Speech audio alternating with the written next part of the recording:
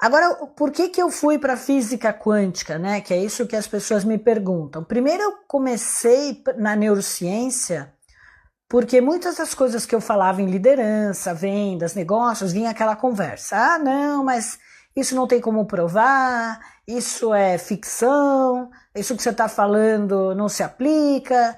E aí eu comecei a estudar o comportamento humano quando eu fiz RH, né, gestão de pessoas, administração de empresas com foco em gestão de pessoas. E aí eu comecei a fazer outros cursos, né, coaching, coisa e tal. Só que tudo que eu falava, as pessoas ficavam meio céticas, né? Primeiro que tem aquela coisa, né, porque é mulher falando, né? A gente não pode ser hipócrita e achar que não tem isso, tem sim. E aí eu fui para a neurociência para pelo menos trazer a ciência para o universo das empresas, né, para o universo do bem-estar, da atividade física, entender por que umas pessoas tinham sucesso, outras não, por que umas pessoas elas superavam as crises com resiliência e outras sucumbiam, fracassavam, né, ficavam doidas, enfim. E a neurociência chegou num dado ponto que o professor do curso de neurociência, ele falou uma coisa e foi em inglês, né? Porque a gente tem pouca coisa aqui no Brasil, infelizmente. O que tem é o povo do cola copia, né? Sabe aquele que escuta a minha palestra e depois vai dar o curso à tarde? Não sabe nem onde é o cérebro? Mas esse cara, ele é um cara que trabalha neurociência, né? É um neuropsiquiatra e ele deu essa palestra.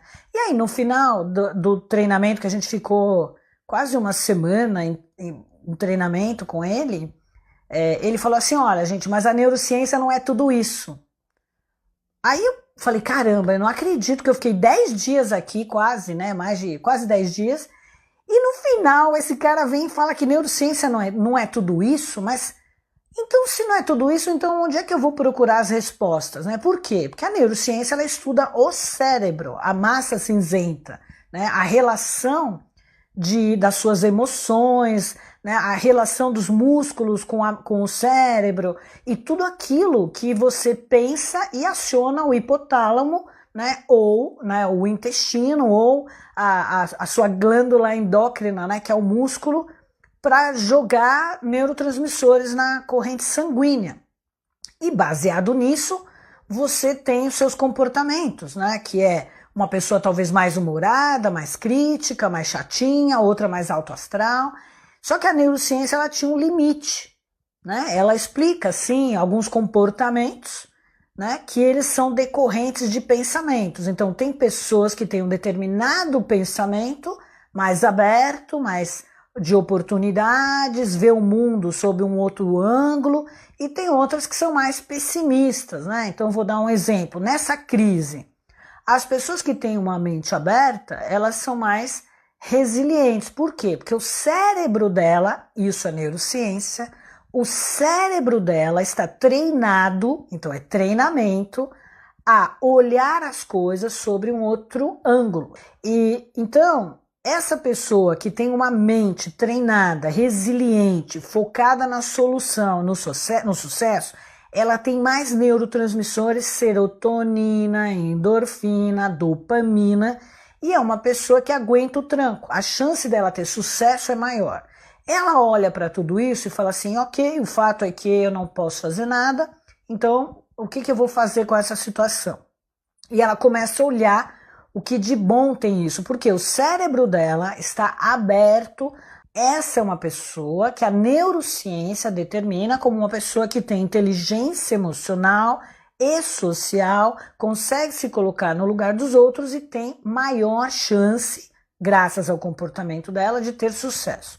E aí a neurociência tem um outro comportamento, que é o comportamento daquela pessoa enfesada, mal-humorada, crítica. Enfesada por quê? Porque o intestino dela, que é onde ela fabrica os 80% de serotonina, está cheio de fezes, não funciona bem.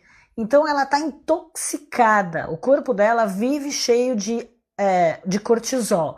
Então essas pessoas, elas são mais para baixo, mais críticas, mais olham tudo errado, tá ruim, vai ficar pior, são medrosas, não elogiam ninguém, né? Elas acreditam que o medo é o que motiva, né?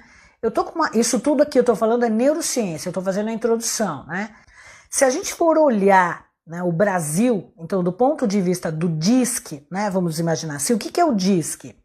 Nós temos dois extremos, um tipo mais autoritário, são 4 tipos, né, o diretivo que é mais autoritário, o C, que é mais crítico, que é essa turma aí, que tá ruim, vai ficar pior, são muito focados em números, não tem muita empatia.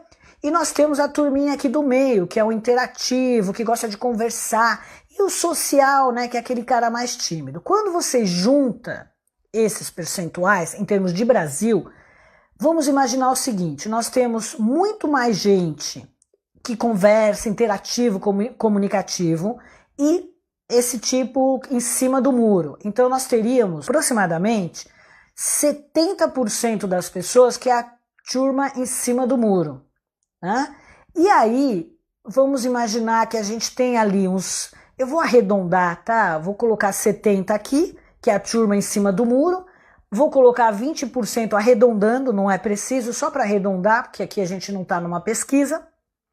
20% é aquele povo crítico, né? Que tudo você tem que provar, tá ruim, vai ficar pior e não sei o quê.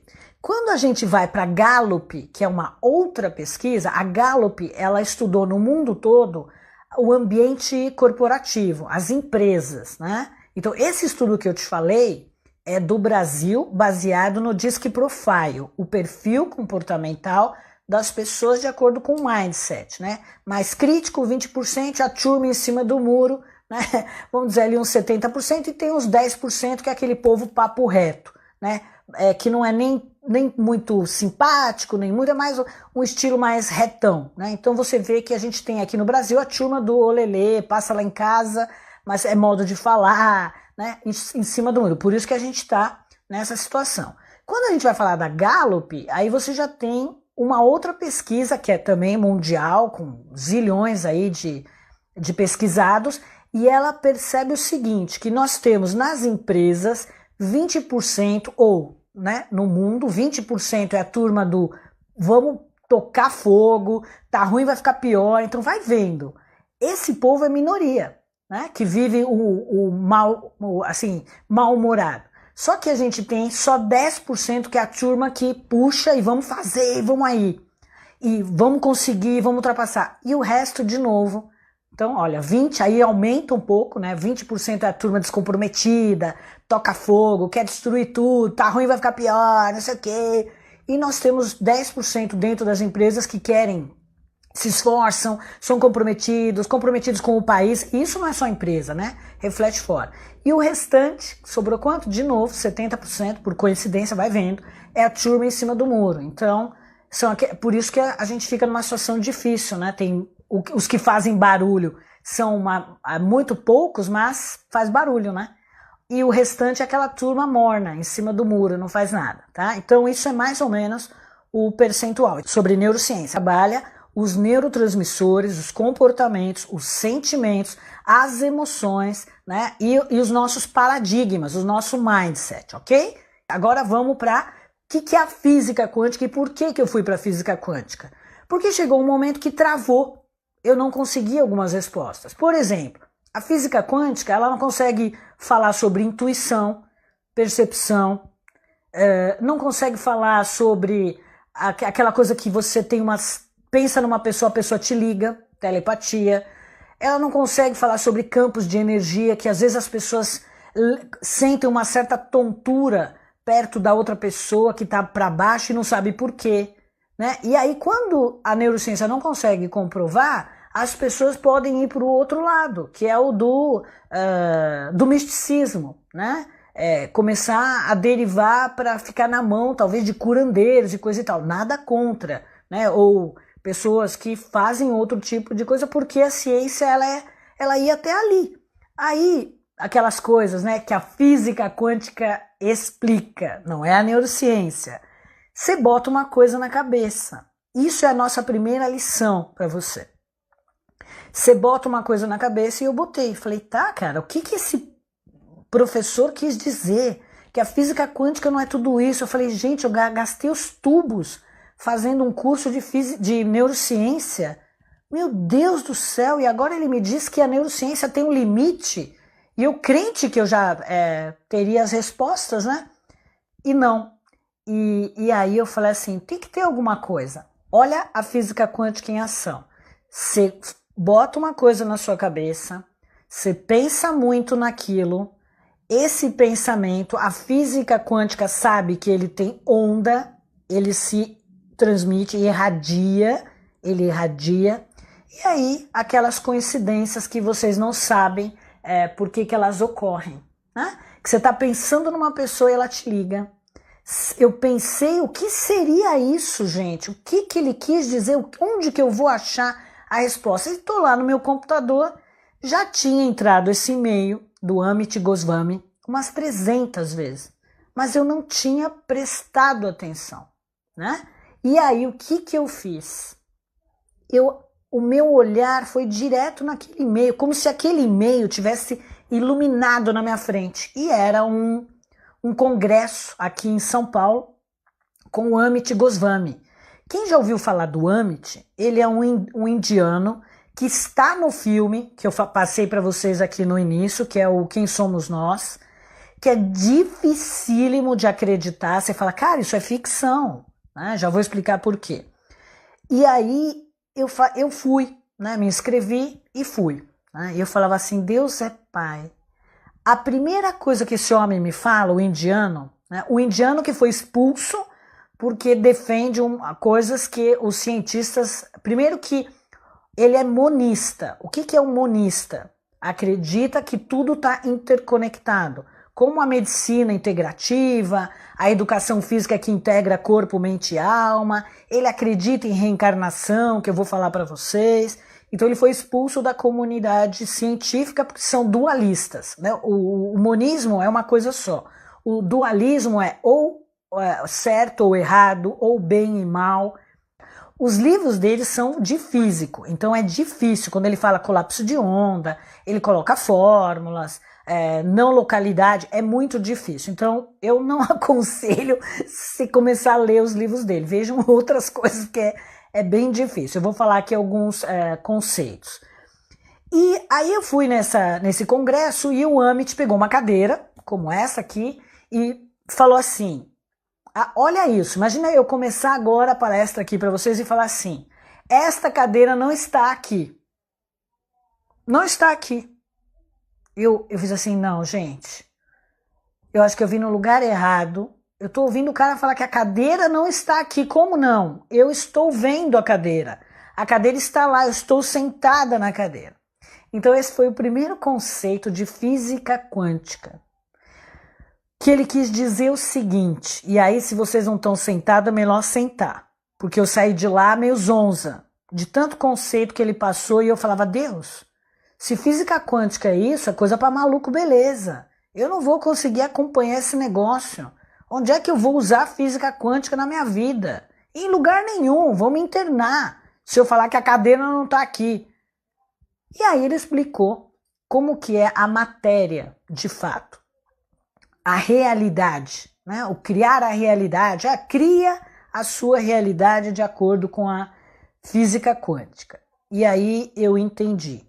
Ele falou o seguinte, existem coisas que vocês estão vendo porque as partículas são mais pesadas, então você consegue ver a cadeira, mas existe uma outra dimensão que provavelmente está por aqui, convivendo na mesma dimensão, ou um pouquinho acima, e aí os físicos quânticos defensores das supercordas acreditam em 10, 12 dimensões, que aí entra com as teorias do Einstein, de noção de tempo, né, de você presente, passado e futuro, de você existir.